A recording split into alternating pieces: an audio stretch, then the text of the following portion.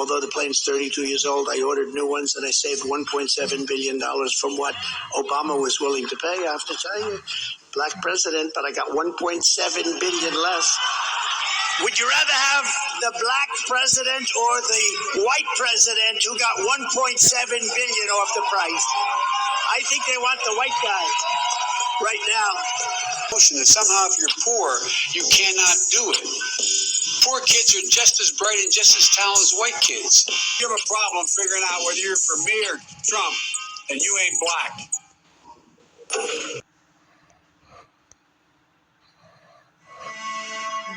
During the Civil War, Abraham Lincoln said, "A house divided against itself cannot stand."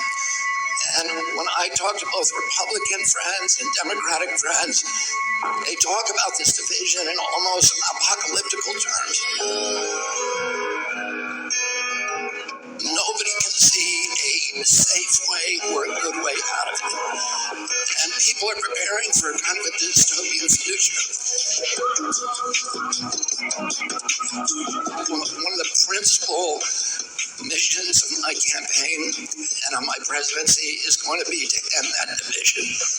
I'm going to do that by telling the truth to the American people.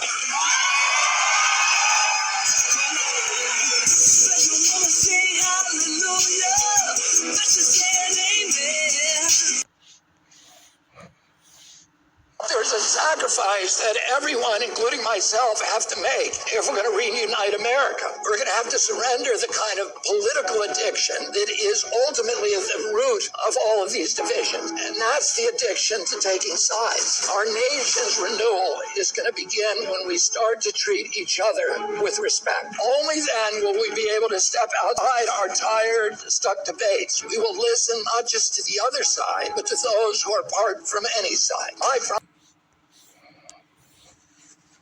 Father, when he came back one time, Elton, he said,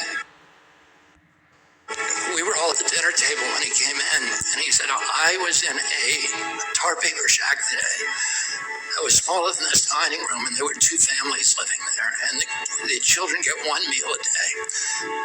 And when you get older, I want you to help those people. And when we would go into Southeast Washington or Appalachia, he would say to us, these are your people.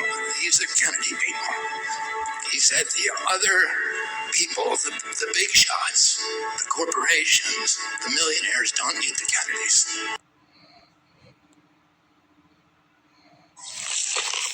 Hey, everybody.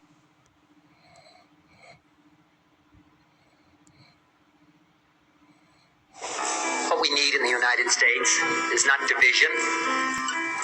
What we need in the United States is not hatred. What we need in the United States is not violence and lawlessness, but is love and wisdom and compassion toward one another. Every nation has a darker side, and the easiest thing for a politician to do is to appeal to our hatred and our anger and our bigotry and greed and xenophobia and all the alchemies of demagoguery.